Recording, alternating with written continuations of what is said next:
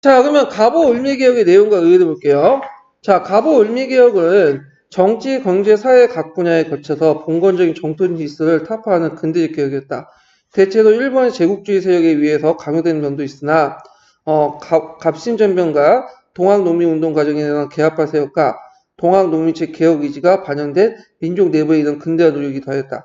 여기에서는 딱 보니까 제한된 자율성론에 입각해가지고 이걸 했죠.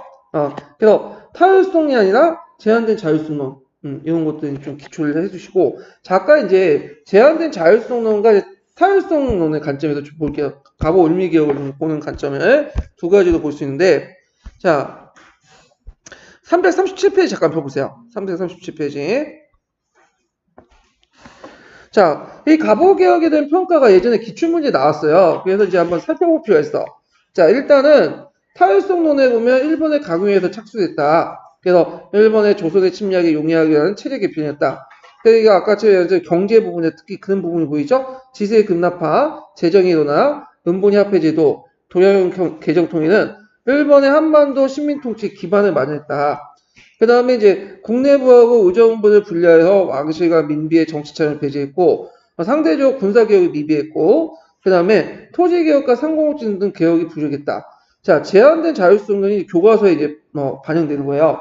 그래서 그 내용을 보면 신학사상 19세기 밀란, 갑신전변, 동아국혁명 등 한국사의 내재적 발전 과정이 일부 반영됐다. 그래서 제한된, 그러니까 완전하게 일본에 의해서 배제됐다고 말할 수는 없지만 또 일본의 간섭안에서 나름대로 우리의 요구에 의해서 한 것도 있다. 자, 그래서 그 내용들 보면 일본의 강요 개혁 이전에 이미 갑신정 동학농민운동 교육 영향으로 근대사회부터 이행을 위한 체제 개편 필요성이 제기됐고, 특히 1차 갑오개혁 같은 경우에는 이게 1차 갑오개혁 이전에는 온건개혁파들이 뭘 설치했죠?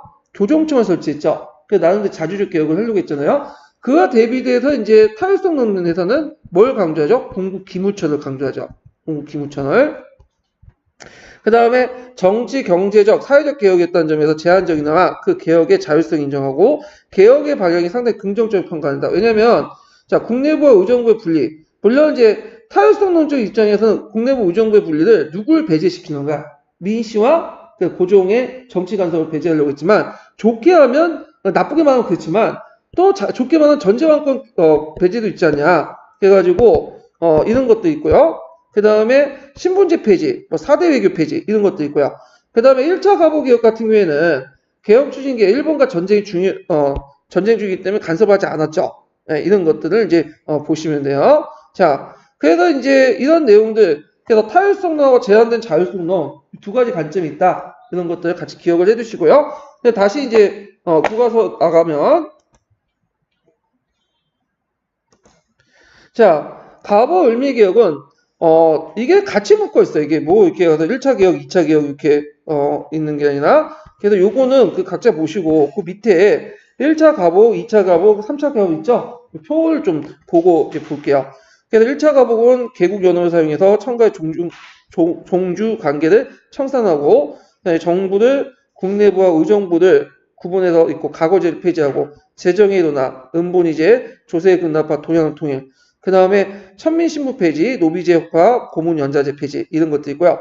자, 2차 갑오개혁은 파라문을 내각과 7부, 1번씩 개혁이 되죠. 23부를 개편하고 사법권 독립과 각종 재판소 설치하고 경제권의 일원화, 치안과 행정의 분리 등등 이렇게 신교육 실시 등등 있고요. 태양역사형, 정독법, 우체사, 군제개편 이렇게 있는데, 제가 잠깐 아까 이제 자문 얘기하겠는데 착각해서 얘기했어요. 그 8도에 23부 개편한 게 그 을미개혁 때가 아니라, 그 을미개혁 제 잘못만 한 것 같은데, 그 전에 아가파천 시기예요. 아가파천. 예. 그래서 원래 이게 아가파천 시기 때 개혁을 했는데 이 내용이 근데 책에서는 아가파천이라고 별로 적혀 있지 않고 주로 강모개혁 때도 적혀 있어.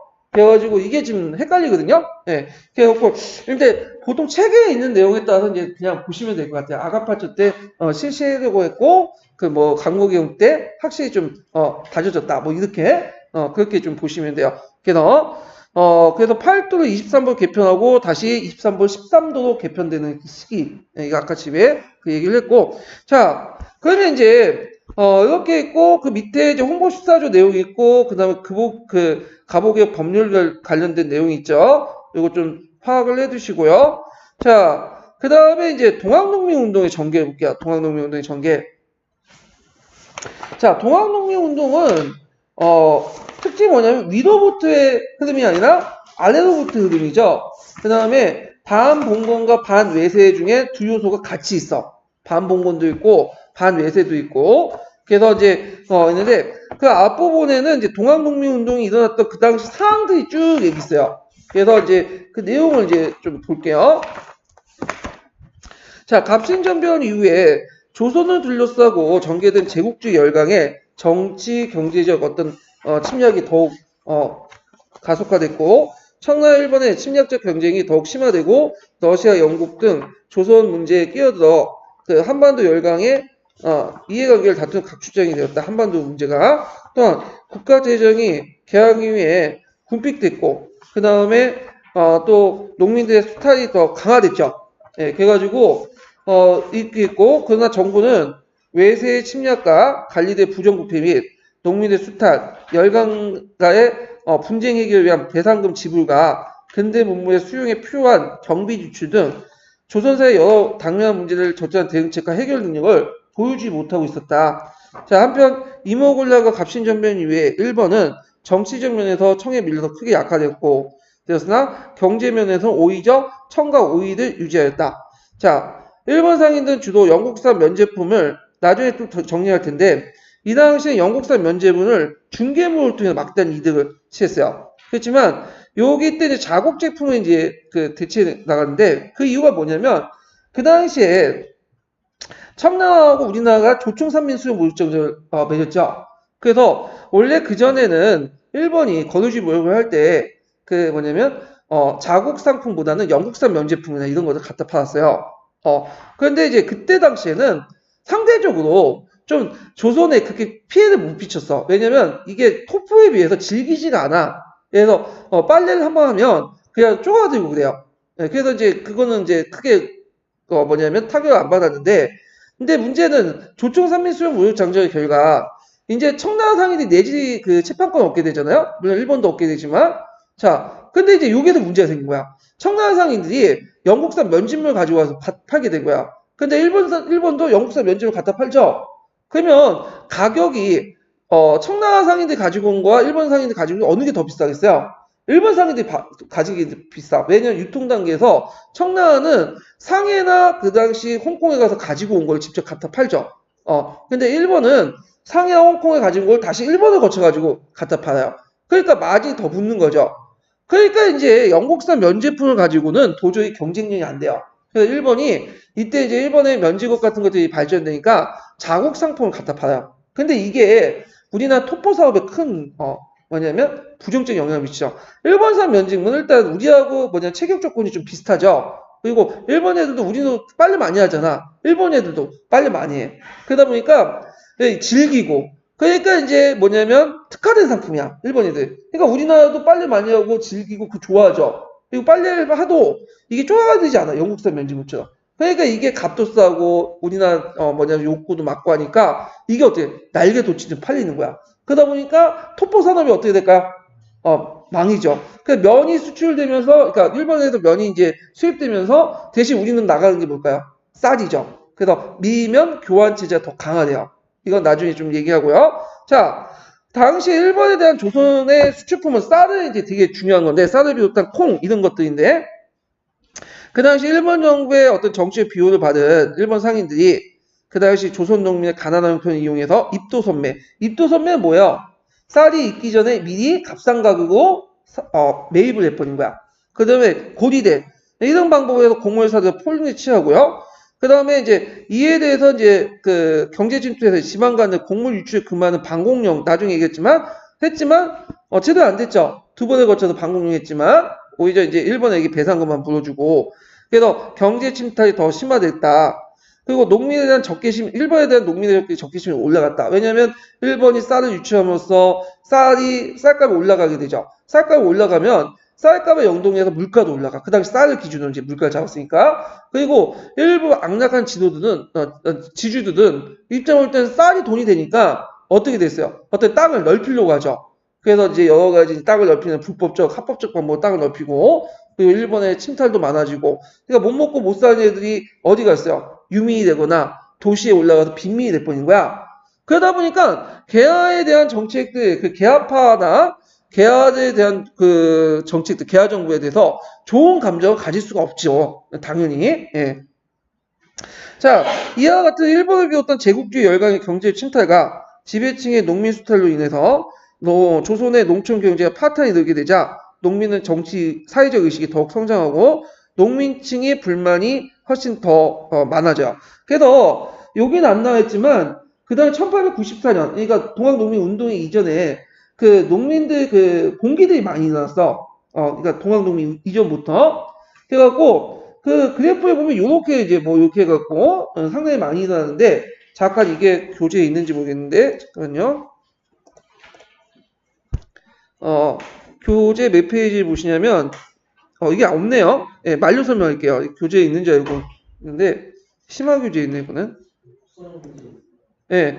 그래서 이제 그 보면 1893년에 보면 이게 상당히 이제 농민봉기가 일어났어요. 그러니까 동학농민운동 이전에도 이미 농민운동이 일어났어요. 무명작세를 징수하고 악화를 발행하고 물가가 폭등하고 수탈 지주의 강화. 그래갖고 근데 이때 농민봉기는 특징이 뭐냐면 예전에 삼정의 농민봉기 있죠. 예, 그 당시 삼정문란을 해갖고 임순 농민봉기가 똑같이 이게 9년 단위로 해. 9년 단위. 그러니까 9년 단위로 벗어나지 못해. 되게 일회성이야. 그래서 전국적인 조직망을 전국적 조직으로 발전하지 못하는데, 근데 이것을 전국화된 조직으로 이제 발전해서 그 전라도 일대, 3단 지역에 이제 확대된 운동이 뭐냐면 동학농민운동이죠. 그 동학농민운동이 이제 뭐냐면 할 수 있었던 것은 포적제라는 조직이 있었기 때문에 가능한 거죠. 예. 그래서 동학농민운동 이전부터 이렇게 농민층의 불만이 일어나고 여러 가지 농민 봉기들도 존재하고 있었다. 뭐 이피제 난 같은 것들이 대표적인 난들이죠. 자, 그래서 이제 이런 내용들 좀 같이 기억을 해두시고요.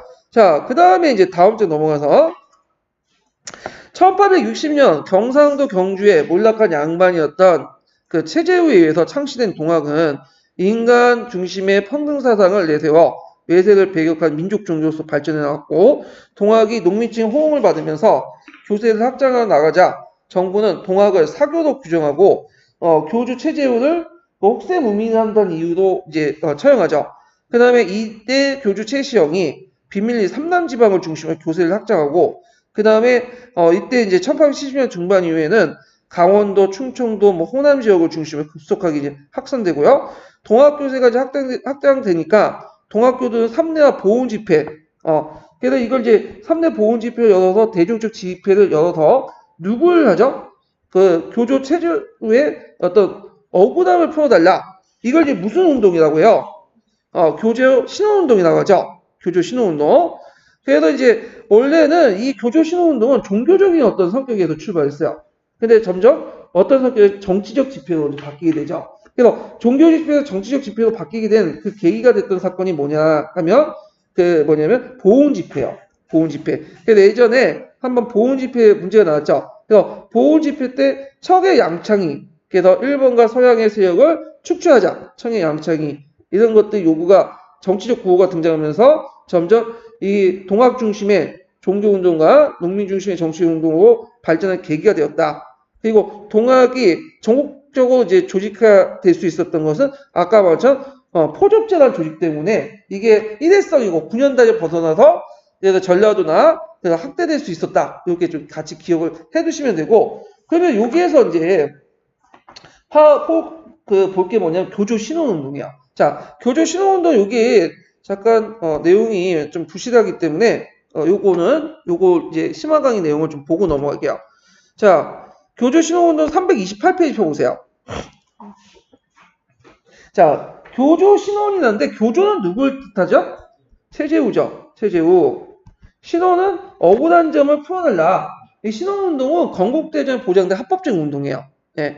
그래갖고 그 당시 건국대전에 보장된 신소제도를 통해서 조정의 공인을 받기 위한 집단적 시위운동이다. 그래서 이 목적이 겉으로는 교조의 신호운동이지만 이걸 통해서 이걸 인정받음으로써 뭐죠? 그다음 동학교도 불법 집회 단체였잖아. 그러니까 합법화시키려고 했던 거야. 그리고 그다음 동학교들은 이 탄광오류부터 재산이 많이 갈취돼 있어. 그걸 믿었기 때문에. 그래서 이런 것들 재산상 보호 이런 여러 목적으로 이제 했고, 그래서 이제 합법적인 청원운동을 동학을 공인받고 종교 집회에서 정치적 집회에 전환다. 원래는 종교적 집회에서 이제 출발했지만 보훈 집회를 계기로 해서 정치적 집회로 전환됐고요. 그리고 지방 수령들이 동학교들의 어떤 재산 강탈 금지를 요구했다. 그래서 초창기 운동 공주 3례 집회죠. 그래서 이때는 이거는 뭐 철저하게 종교적 성격이 강해요. 처형된 교주 최재우의 원한을 풀고 동학교도의 탄압 방지 및 그 다음에 포교의 자유 인정을 요구하죠.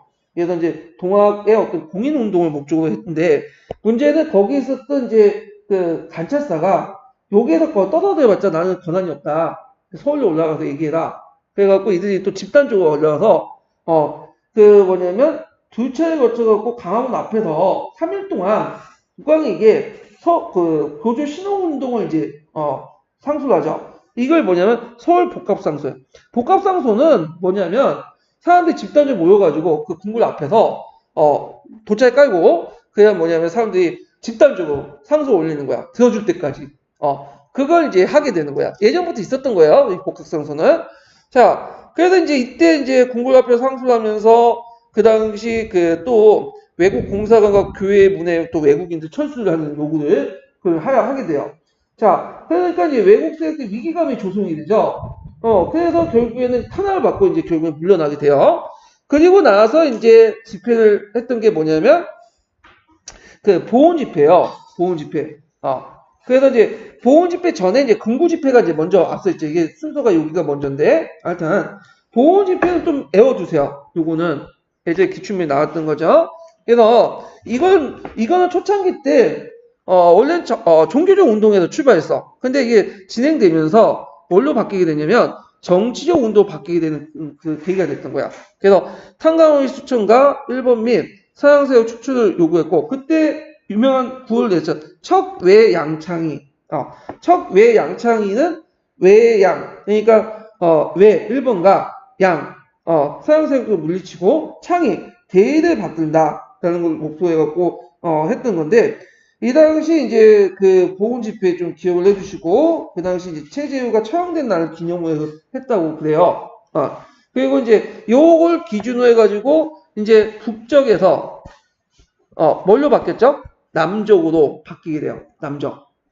그러니까 북쪽은 주로 여기 있지만 그거 좀 살펴보면 북쪽은 송병이나 송청민 등 교조 신호운동을 또 동학을 합법화를 목표로 종교 차원에서 이제 운동을 하자.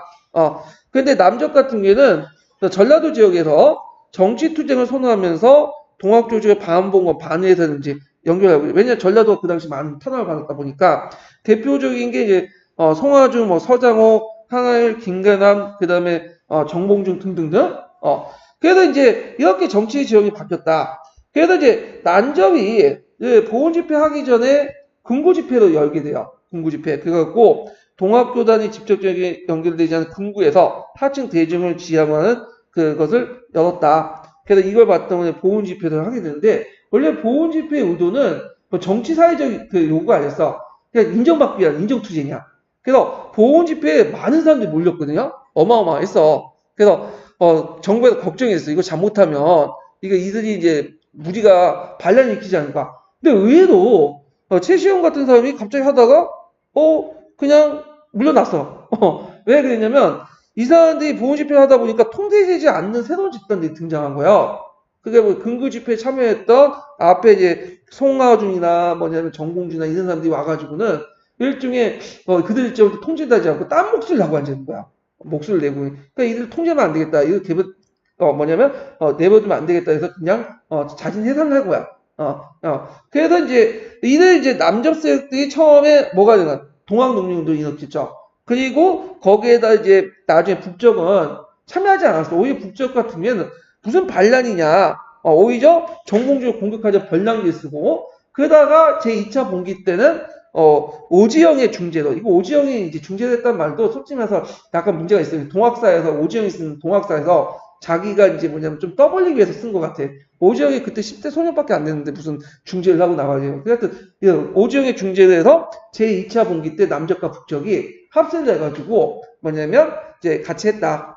근데 이제 밖에서는 남적이니 북적이니 그런 말조차도 안 믿는 사람도 많아요. 네. 왜냐면 이거는 오지영이 동학사에 있는 내용이거든요. 근데 이 동학사가 소설책이야. 그렇기 때문에 오지영이 내피셜로 만든 조직이다. 믿을 수 없다. 근데 학계에서는 그 일부 견해는 있지만 이제 책에도 그렇게 적혀 있으니까 그 견해를 가지고 얘기를 하는 거예요, 지금요. 자, 그래서 교조신호운동은 그 동학농민운동의 전 단계야. 그래서 나름대로 일반 농민과 밀접하게 연관되면서 이들 계몽시키고 조직화됐고요. 그 계기가 됐던 것이 뭐냐면 보훈 집회다. 꼭 기억을 해두시면 될 것 같아요. 자, 그래서 이제 이런 내용들 같이 기억을 해두시고, 자, 그러면 이제 다시 그 동학농민운동 보죠. 교과서 보면, 자, 동학농민운동은 크게 4단계로 나눠볼 수 있어요. 4단계. 그러니까 이제 책마다 좀 다른데, 1기부터 해서 2기, 그냥 2단계로 나눠보는 것도 있고, 1기부터 4단계, 이렇게 4단계로 오는데, 여기는 4단계로 나눠보네요. 그러니까 일단, 1기는 뭐냐면, 1기는 고부밀랑기야. 고부밀랑기.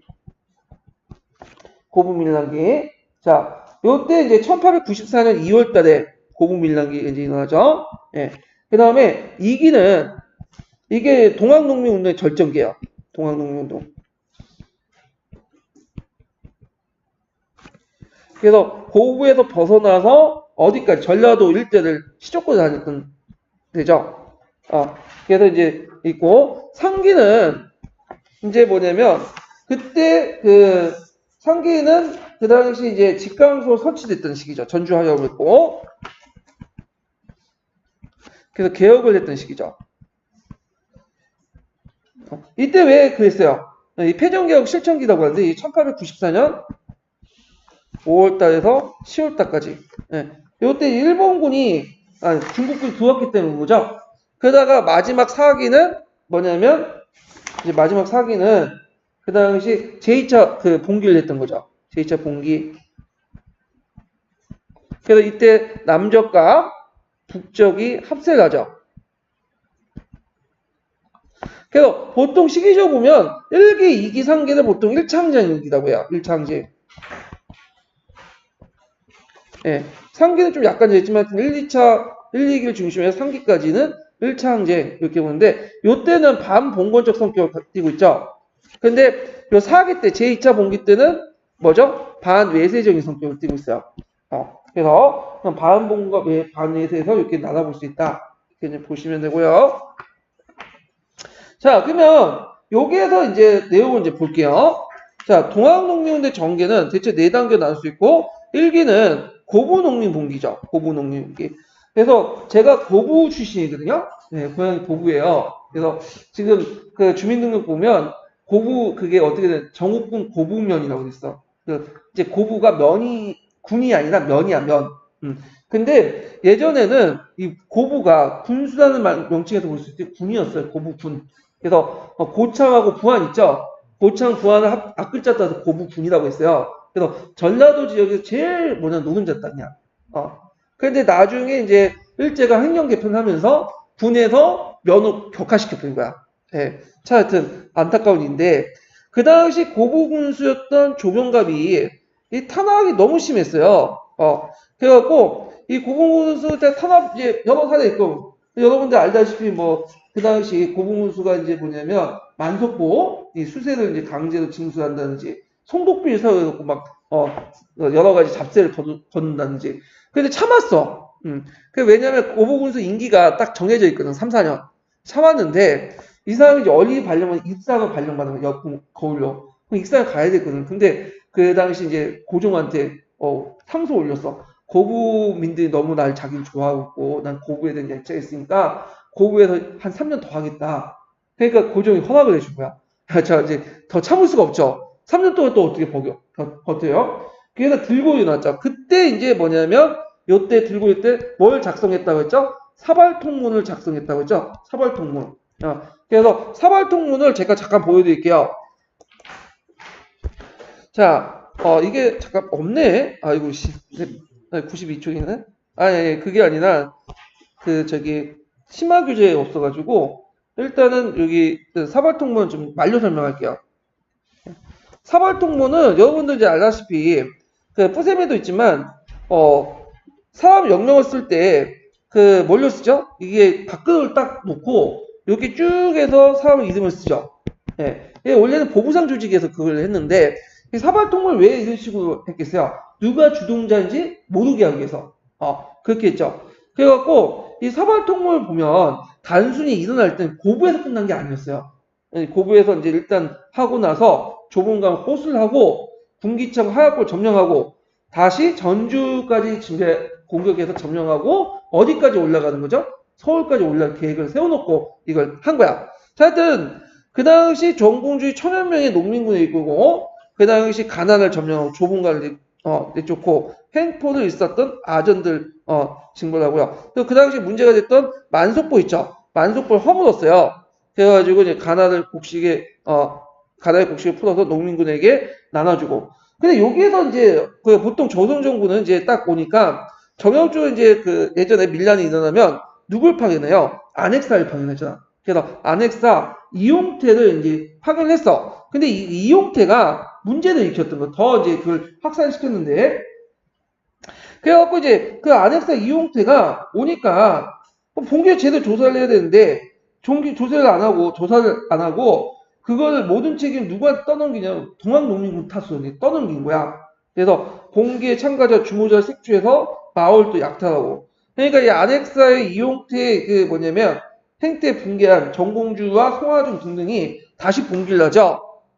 그래가지고 어디에서 이제 집결하냐면 여기 보시면 이제 지도를 보면 여기 나와 있나? 네. 무장에서 집결해요. 네, 무장에서. 그래갖고 이때 이제 무장에서 집결하고 그 다음에 그때 내걸었던 구호가 뭐냐면 보국강민 제폭군이죠. 이거 외워두세요. 보국강민 제폭군이가 뭐냐? 보국강민은 나라를 돕고 백성을 안정화시키자. 제폭군민은 폭정을 제거하고 백성을 백성을 구제하자. 그런 내용이죠. 보국강민 제폭군인. 그래서 이제 그 당시 이제 2차 봉기부터 이제 제1차 봉기 이렇게 얘기하죠. 예, 그래서 고구밀란을 바탕으로 제1차 봉기 이렇게 하고, 그래서 전라도 무장에서 이제 봉기에서 전주를 합력하고 전주 함양을 맺을 때까지 그를 얘기하는데, 자, 동학농민군은 고부를 다시 점령하고 백산을 집결해서 백산은 뭐냐면 여기가 원래 백산이라는 이름이 없었어요. 이게 야트란 산인데 이게 왜 백산이라는 친구가 붙었냐면 이 사람들이 이제 그때 주요 무기가 뭐냐면 죽창이었거든요. 죽창. 그래서 그 죽창에 이제 들고 있는 이제 그 사람들이 백산 모여가지고 있었는데 이 사람들이 이제 일어서면 뭐하면 죽사야 됩니다. 죽창만 보여. 그럼 앉아있으면 뭐만 보겠어요?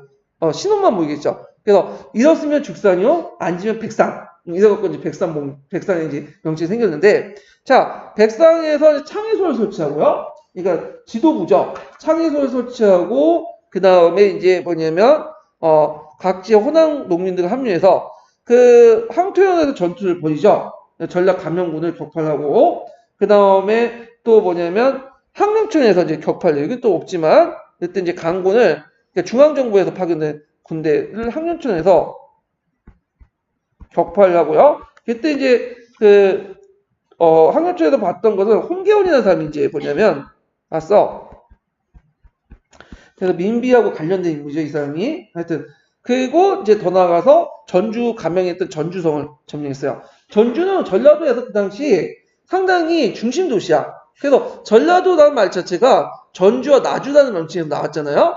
원래 강주는 좀 이따 나중에 발전된 도시고요. 그거는요. 자, 그래서 이제 이때가 이제 2기가 본격적으로 1차 봉기에 이제 해당하는 그 시기인데, 그러면 여기에서 내용을 한번 정리해 볼게요. 여기에 관련된 것들이 예전에 기출문에 나왔으니까, 대개 보면 그 동학농민운동과 관련돼서 나올 때 순서가 나와요. 순서. 그 순서를 좀 명했는데, 자, 2기 내용을 볼게요. 329페이지 잠깐 볼게요. 자, 2기는 동학농민운동 절정기로서 이제 1차 봉기가 본격화됐던 그 시기인데 그 고부민란에 대한 정부의 사후대처 반발에서 안핵세 이용태 행법 때문에 있고 아까 보고감 및 제폭구민 이런 것들을 내걸었다고 했죠. 자, 그 다음에 지도가 있고 이게 사료인데 자, 여기에서 무창 창의문이 나오죠. 무창에서 이제 무장의 창의문이 나오고 김제 모였다가 다시 고부 점령하고 백산에 모여서 호남 창의소를 조직하고요.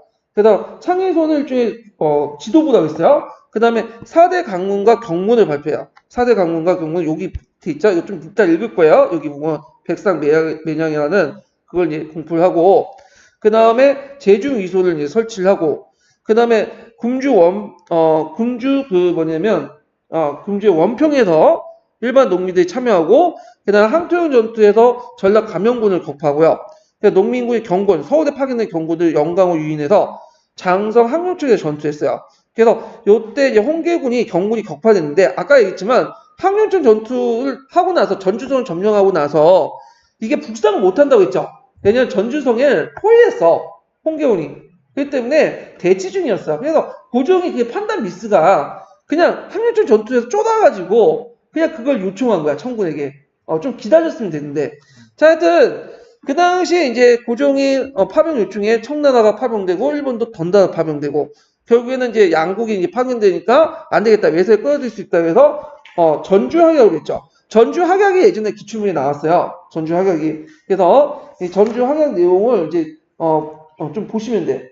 그래서 이제 그 당시 정부군의 그 후전을 제의했고 농민군이 정부군들이 받아들여서 이제 전주 학약을 맺게 돼요. 전주 학약을. 자, 그리고 전주 서울 강구에 내주고 해산하고 이때 이제 일본군이 서울 침입하죠. 그럼 요때 이제 이 1차 봉기 때 했던 사료들을 좀 볼게요. 자, 여기 보면 동학교도의 무창 창의문 있죠? 요거 좀 기억을 해두시고 그 다음에 이제 백산 매략이라고 해서 이제 4대 강령이 있어요. 그래서 이제 사람을 함부로 죽인 자는 가축을 잡아먹지 말라. 죽이지 말고 가축을 잡아먹지 말라. 그래서 충육을 다해서 세상을 구하고 평생 백성을 편안케 해라. 요게 반영된 것은 뭐죠? 보국안민이죠. 보국안민. 자, 그 다음에 외놈을 몰아내고 그 다음에 나라의 정치를 받아잡는다. 이건 척외 양창이라는 것들이 반영되죠. 그 다음에 서울 몰아서 서울의 쳐들어가 경기를 모두 없습니다. 경기는 이제 그 주도부 그 당시 실권을 장악하고 있었던 개화파 정부들, 일본과 빌붙어 있는 사람들 이런 것들 의미하죠. 그래서 여기에서 보는 건 제폭구민, 제폭구민 이런 것들이 보여지죠. 그래서 이제 요 기억을 해두시고 그다음 백상 경문. 그래서 이걸 계기 위해서 농민 봉기가 전국화돼요. 좀 눈에 발라두세요. 그래서 예전에는 봉기를 하더라도 고을 단위의 봉기에서 끝났죠. 고립됐죠. 고립된 봉기였잖아요. 근데 이때부터는 여러 지역의 이제 농민들이 힘을 합쳐서 중앙정부와 전면전을 하는 거야. 이게 예전에 한국사 능력 기출 문제 나왔던 거거든요. 그래서 그 당시 지도부를 만들고 홍익창의 대장수를 만들고 백산에서 견문을 했던 그 내용도 있으니까 좀 기억을 해두시면 될 것 같아요. 이거를. 예. 자, 그 다음에 이제 다시 내용 들어가서 다시 들어가서 보고 할게요. 아이고. 여기 있네요. 이게 사발통문이 여기 있네. 사발통문이. 네. 그래서 사발통문 좀 기억을 해주시고, 그래서 사발통문의 내용들 이렇게 좀 기억을 해주시면 돼요. 참고로 그 오지영의 동학사 있죠. 오지영이 이제 어릴 때 참여한 걸 바탕으로 해서 동학사라는 걸 30년대가 40년대 그게 기록물 남겼어. 근데 이 동학사가 어떤 사실을 근거로 했지만 실제 오중에 일종의 소설이에요, 소설. 그런데 교과서에서 이제 오중에 동학사를 많이 신호는 게 뭐냐면 동학에 대한 동학교도에 관한 기록이 되게 누구 측 기록만 있냐면 일본 측, 그다음 그 당시에 진압했던 조선 측, 그다음에 그 당시 이제 의병이라고 좀 부르긴 그런데 그다음 양방 유생들이 어떤 의병 측 기록만 있어. 그러다 보니까 이거는 동학교도들 입장에서 쓴 게 아니라 적군들 입장에서 쓴 거다. 근데 못 믿겠다. 그래가지고 최근에 이제 근래에 오중에 동학사를 많이 신었어. 그래서 우리가 패전개혁 12조 있죠? 이것도 이제 오지영의 동학사에 있는 내용이고, 근데 최근에는 이건 못 믿겠다. 왜냐면 오지영 자체의 동학사 자체가 뭐냐면 좀 약간 자기의 어떤 가시요? 그 12살, 그 당시 10대 어린 나이에 무슨 그 어마어마한 어쩌고 했냐. 아까 지금 북적과 남적을 서로 연결시켜 화해시켰다는 등. 좀 약간 말이 안 맞는 게 있다. 그리고 그들의 주요 내용들 보면 좀 약간, 예를 들어, 토지의 평균 분작한다? 토지를 나눠준다? 오지영이 그 당시 무정부주의 영향을 받았거든요. 그런 어떤 사상적 경향이 그 당시 동학농민운동 소설하는 동학사에 투영되고 그런 거지. 이게 실제 그게 팩트가 안 맞다. 그런 비판이 있어요. 그래서 최근에는 그 동학농민운동이 이제 기록이 없기 때문에 일본의 측 기록이나 조선정부 측 기록이나 그 양반 농민 측, 양반 의병 측 기록을 이제 불신했는데 가만히 생각해보니까 일본이나 조선이나 그다음에 양반 의병 측 기록이 없는 얘기를 적어놓은 건 아니잖아. 물론 주관적인 평가에 대해서는 좀 비난을 하고 안 좋게 봤겠지만 일단은 얘네들도 유교적인 어떤 사관이 좀 있기 때문에 수리부작은 하지 않죠. 예. 그래서 그들이 주장한 것이 오히려 그쪽 그 반대쪽 주장이 어떤 그 기록에 훨씬 더 잘 나왔다 해갖고 최근에 오지영의 동학사 부분은 좀 약간 빼는 분위기야. 좀 지금 남아있긴 했지만 그래서 최근에는 오히려 폐정개혁을 안 적어놓은 것도 있어요. 그거 가서 보시면 오히려 그 뭐냐면 정부 측 기록이나 일본 측 기록 적어놓고 예전에도 12년 기출 관련된 문제 나올 때도 그와 관련된 건 나왔죠. 오지영의 동학사 부분이 아니라. 예. 그래서 이런 것도 이제 같이 이제 기억을 좀 해주시면 될 것 같아요. 예, 교과서 보실 때. 자, 또 사발통문이 있었다. 이렇게 좀 보시면 되고. 자, 상기를 넘어가자. 상기는 1894년에 5월에 이제 동학 농민들이 이제 전주에서 정부와 전주 합약을 맺고요. 예, 전주 합약 관련된 내용이 시험 문제 나왔어. 그래갖고 이제 여기는 없지만 뭐 좀 설명하면 시험 문제 나왔기 때문에 뭐 정결 부담을 경감을 시키고 등등 있어요. 그 다음에 전운사를 폐지하고 군전사를 폐지하고 고리대 징수를 금지하고 등등인데 요게 좀 눈여볼 게 뭐냐면 전운사 폐지하고 군전사 폐지야.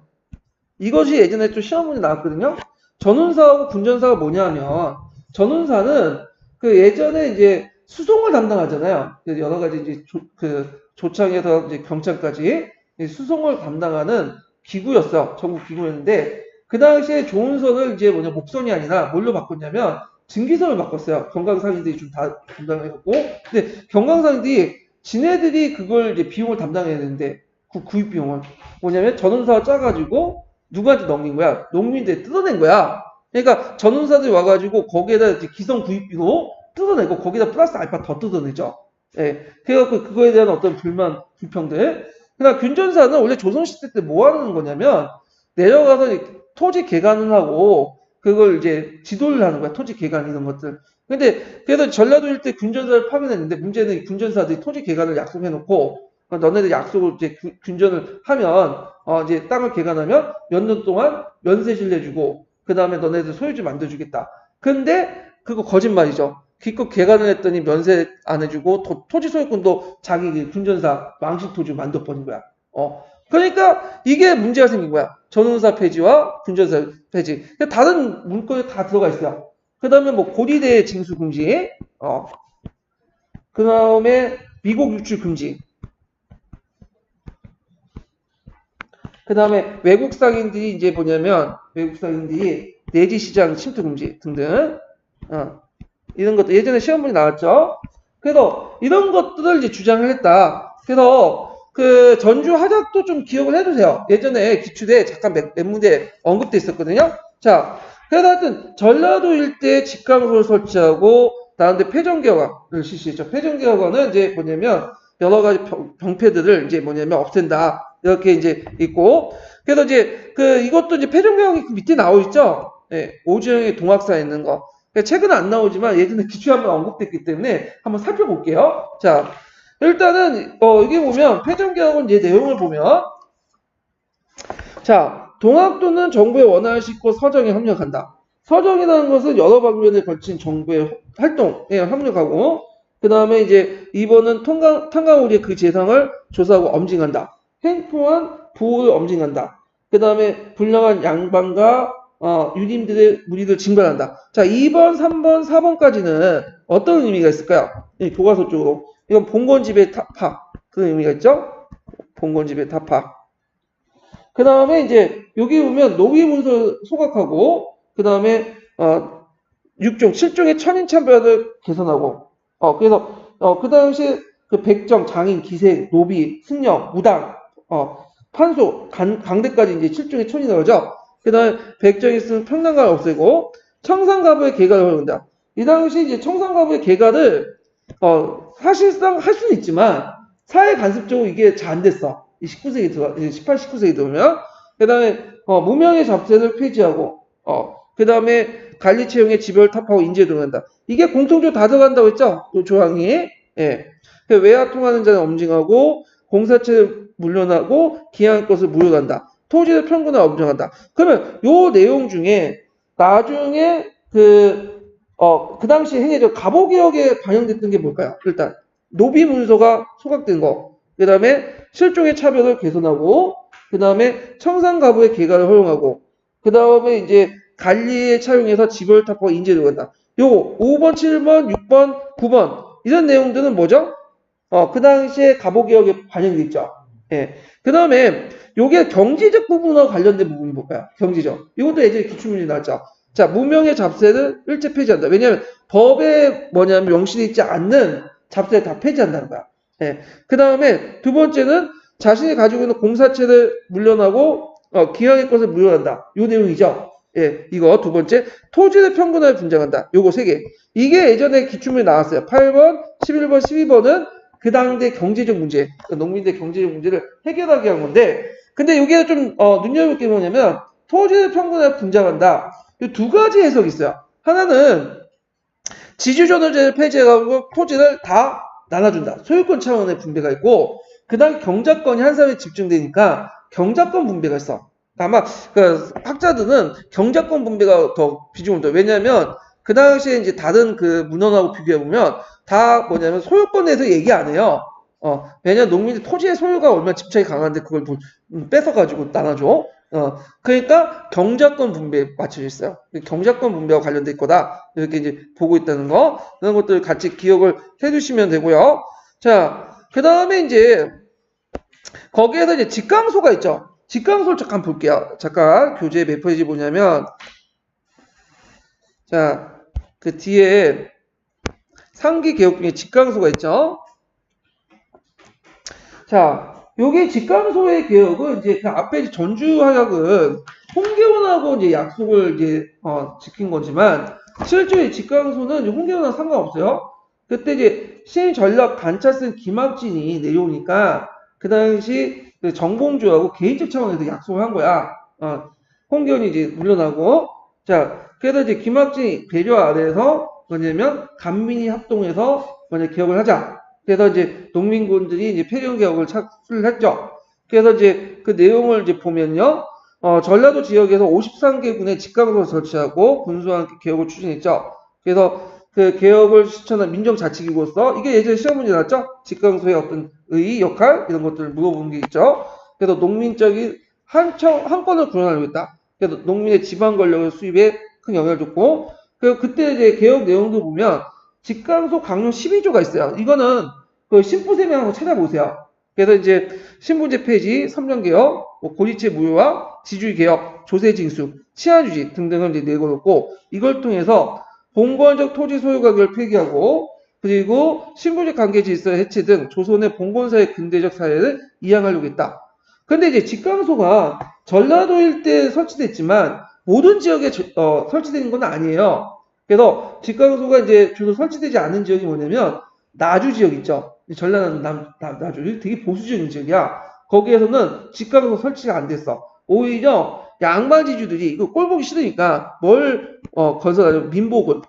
그래서 양반지주들이 민복군이나 의병을 일으켰어. 근데 우리가 이쪽 의병하면 되게 좋은 의미에서 이제 얘기하지만 요즘에는 좋은 의미가 아니라 이제 의병은 그 이들 역적이니까 이들은 상강 5년을 무너뜨리고 신분제를 무너뜨리는 어떤 비적들의 집단 아니야? 그들 토벌한다. 그래서 의병이 당한 거야. 그러니까 우리가 임진할 때 의병이나 나중에 의병운동 있죠? 그거하고 연결시키지 마세요. 하여튼 이들이 이제 일으켜서 동학공도와 전투를 했고, 그 다음에 정부군하고 일본군을 협조하면서 했어. 그러니까 좀 웃긴 거지. 양반들 보면 보수 양반들 일본은 되게 싫어할 텐데, 근데 일본보다도 훨씬 더 누구 싫어했냐면 동학교들 별로 안 좋아했어요. 이들이 뭐 신분제 타파 외치니까. 그래서 예전에 그 직강소와 관련된 문제, 의미 그런 것들 물어봤으니까 좀 기억을 해두시면 될 것 같아요. 이 직강소. 예. 그래서 이렇게 있고, 자, 그 다음에 제4계를 보죠. 자, 이렇게 이제 그 정부가 파견한 강군이 뭐냐면 전주가 점령되니까 농민협회하고 그러니까 정부가 아까 말한 청에 출병을 요청했죠. 그래서 청이 조선에 파병하여 청군의 아산마을 상주로 가니까 일본도 탱진조약을 구실로 조선의 군대에 파견하여 일제를 상륙했다. 자, 이게 틀린 게 있죠. 탱진조약이 아니라 무슨 조약이죠? 이건 제물포 조약이에요. 제물포 조약. 처음에는 탱진조약을 하려고 했다가 제물포 조약을 했고 통보된 사실은 누구한테 알려줄 거야? 청나한테 알려줄 때는 그때는 뭐죠? 탱진조약이야. 파견된 거는 제물포조약이지만 통보 사실을 알려준 거는 탱진조약이다. 이렇게 보시면 돼요. 그래서 일본의 출병에 놀란 정부는 동학농민군의 개혁을 받아들여 전주협약을 맺고 앞에서 이제 교정처를 설치해서 개혁을 착수했지만 일본은 경복궁을 침공해서 국왕을 위협해서 친일내각을 세우고 제1차 친일내각 김홍직 내각이죠. 조선의 내정을 간섭했고 그때 이제 청나라와 일본하고 무슨 전쟁이 나요? 청일전쟁이 일어났다. 이렇게 이제 보시면 돼요. 자, 그래서 사기를 보죠. 자, 동학농민군의 제2차 봉기에 대해서 그 당시 청일전쟁 승세를 잡은 일본군이 이제 이때는 거의 청일전쟁 승세를 잡았어요. 이때 동학농민군의 2차 봉기에 계기가 됐던 게 뭐죠? 경복궁을 점령했죠. 그래서 경복궁 점령하니까 그게 붕괴해가지고 그때 남적과 북적이 같이 참여하게 되죠. 이때는. 그래서 이때 이제 청일전쟁에서 승세를 잡았던 일본이 조선 정부 강군과 함께 본격적으로 동학농민운동에 진압을 나서게 돼요. 그래서 동학농민군이 이에 대응해서 다시 봉기했던 건데, 요거는 이제 충청도, 전라도 중심에서 경상도, 기록에 보면 항해도까지 확산됐다고요. 예. 그래서 김구 아시죠? 네, 그 당시 김구가 이제 그 어린 나이에 접주가 돼가지고 항해도에서 봉기를 하고 했거든요. 자, 하여튼 정공주, 김계남, 송하중 이끄는 남자배 동학농민군 3대를 출발해서 농산에 집결하고요. 그동안 이제 소극적으로 뭐냐면 그 태도를 보였던 북쪽의 그 동학농민군도 합세하여 그 20명에 달했다. 그리고 논산에 집결한 동학농민군은 그다음 공주에 우금치가 있어요. 고개가 거기가 이제 길목이거든요. 그 길목에 기다리고 있었던 강군과 일본군 상대로 격전했지만 말이 전투였지 실제 학살이었어요. 왜냐면 그 당시 무기가 3대가 안 됐죠. 대개 이제 동학농민운동은 뭘 가지고 있었죠? 하승총보다는 죽창을 가지고 있었어. 그래서 10명 중에 1명, 20명에 한 명만 하승총을 가지고 있었고. 그러다 보니까 그 당시 이제 그 앞에 정부군과 싸울 때도 그 망태라고 해갖고 거기에 솜 씹어 놓고 대굴대굴 해갖고 싸웠잖아요. 근데 그 당시 그 일본군이 가지고 있는 그 소총은 기관총이었어, 기관총. 맥신 기관총 아시죠? 1차 세계에서 썼던. 거기다가, 이 소총도 상당히 일본 명치식 소총이어갖고, 일종의 이제, 뭐냐면, 하여튼, 이렇게 짜까짜까 해갖고, 이렇게 한 소총이 있어요. 제가 이제 기억을 못 하는데. 그러니까, 하승총하고, 하상총이 사정거리가 50m인데, 그 기관총하고 저희 그 장총 같은 경우에는 100m, 200m 넘어. 500m도 되는 경우 있고, 그러니까 얘를 죽이려면 50m 앞에서 다 쏴야 되는데, 여기 어떻게 돼? 100m, 200m 앞에서 죽인단 말이야. 싸움이 되겠어요? 안 되죠. 그러니까 일본군은 죽은 사람도 거의 없었다고 그래요, 그 당시에. 아까 경상증도 있고, 나머지 거의 수십 만 명이 농민군한테 죽게 돼요. 농민군이 죽은 거죠? 그래서 거의 학살이었다. 자, 이 전투에서 근대 무기로 무장한 일본군이 크게 패배함으로써 이때 제기에 놓였던 전공주의 동학농민운동이 이제 가다가 잡히죠. 그래서 동학농민운동이 실패로 끝났다. 자, 그러면 동학농민운동의 성격을 볼게요. 자, 일단은 아까 했죠. 동학농민운동은 반본 건 뭐죠? 반침략적 성격을 갖고 있어요. 그래서 이런 민족운동으로서 당시 집권세력과 일본의 침략세력 탄압을 동시에 받아 실패했으나 그 영향은 매우 컸다. 그래서 반봉건적 성격은 봉건적 지배체제를 반대하여 개혁을 요구했고 이는 갑오개혁에도 영향을 미쳐 정통질서의 붕괴를 촉진하였다. 그러나 동학농민은 이 반봉건에도 좀 한계가 있죠. 근대사회 건설에 대한 구체적 방안을 제시하지 못했던 한계가 있어요. 그렇기 때문에 이제 대원군에 가가지고 그 편지를 주고받으면서 내가 이제 서울 올라오면 내가 이제 대원군 모시겠다. 뭐 이런 편지를 보냈고요. 자, 그다음에 반침략적 성격인데 그래서 이것이 일본의 침략을 물리치는 민족운동의 형태로 나타났고 비록 근대 무기로 무장한 일본군 침략군을 물리치는 역부족이었으나 이 운동이 실패한 이후 동학농민의 자녀 세력된 의병운동을 가담함으로써 구국 무장투쟁을 활성화시켰다. 그래서 이때 농민군 자녀 세력들이 어디에 가담했죠? 예전에 시험에 영학당하고 그 다음에 할빈당 있죠? 할빈당 예, 가담했죠. 그래서 영학당과 할빈당도 동학농민군의 자녀 세력들이 이제 가담했기 때문에 무슨 성격을 갖고 있죠? 반봉건, 반내세적인 성격을 갖고 있고 영학당과 할빈당 자체도 중요하죠. 예전에 기출문제 나왔죠. 한 문제씩. 예. 그래갖고 이제 이렇게 있다. 그래서 동학농민 운동에 관련된 내용을 이제 다 끝나면 되는데 잠깐 여기에서 좀 시간이 좀 그렇지만 약간 더 쓸게요. 예. 예전에 기출의 문제에 나왔던 걸 좀 확인할 필요가 있어. 일단 예문을. 예. 그래서 잠깐 332페이지 보세요. 거기. 자, 동학농민운동 개혁안이 예전에 이제 시험문이 나왔어요. 이게 11년인가 12년 기출문에 나왔던 건데, 이거는 이제 오주영의 동학사에 나온 게 아니라 일본과 정부 측 사회에 나왔던 거거든요. 그래서 이제 보면, 일단은 삼종의 문란에서 쭉 있어. 그래서 이렇게 있고, 거기에 보면 이제 그 전세 관련된 거에서 백지징세 있죠? 백지징세. 그래서 주인 없는 땅에 이제 징세를 하는 거야. 그리고 없는 사람에게 징세를 하고, 이런 문제점 없애달라. 이런 것도 있고요. 그 다음에 거기에 보면 군정간의 문제점 나오죠. 그래서 원래 군정간은 좋은 목적으로 토지를 개간하기 위해서 장려하기도 한 건데 거기 이들이 와가지고는 개간 약속을 해놓고는 토지를 이제 인정해주지 않고 면세 혜택도 안 주고 그리고 거기 궁실, 왕실 토지도 이제 편입시키고 문제점이 일어났어. 그래서 군전 어사를 확보하고 이런 것도 있고요. 그 다음에 여기에서 군정과 관련된 내용이 있는데 자 봄, 가을 두 차례 호역전을 이제 이전에 얘를 호마다 그 두 장씩 내어서 배정할 거. 자, 이 호역정은 뭐죠? 호역정? 이걸 이제 동포전이라고 또 얘기하죠. 똑같은 말이에요. 호역정이나 동포전이나.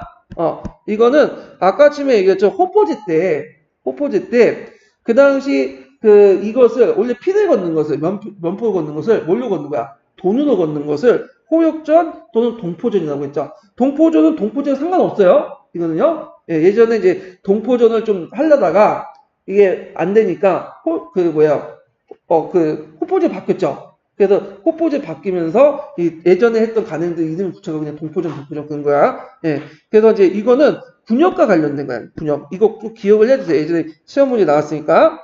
자, 그래서 있고 그 다음에 이제 이런 내용도 좀 같이 기억을 해주시면 되고요. 그 다음에 여기 또 뒤에 넘어가서 다음 장 넘어가면 거기 쭉 넘어가면 그 전운사라는 개념이다. 전운사. 네.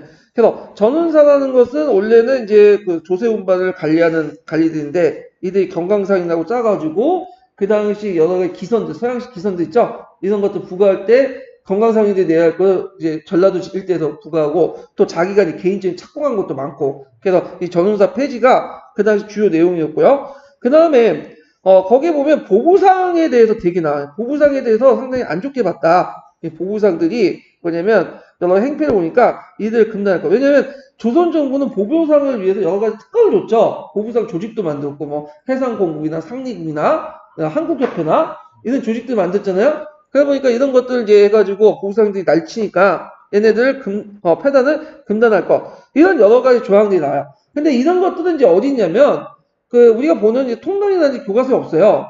그거 아마 거기 이게 신부쌤? 거기에 약간 나오고 자세한 거는 국편위에 있어. 그래서 저도 이제 국편위에 관련돼서 그 조항을 찾아서 제시를 했거든요. 근데 여러분들 뭐 국편위까지 보기는 좀 그러니까 그냥 기출에 나왔던 거 있죠? 이런 것들만 좀 분석을 좀 잘 하시면 될 것 같아. 그 이상 나오면 그냥 틀리면 되는 거죠. 예. 그거 어떻게 맞춰? 그래서 이렇게 해서 이제 그 동학교도와 관련된 내용을 이제 봤고요. 그래서 다음 시간에는 독립협회 부분을 이제 할게요. 독립협회 내일 다음 시간에는 예. 오늘 수고하셨습니다. 감사합니다.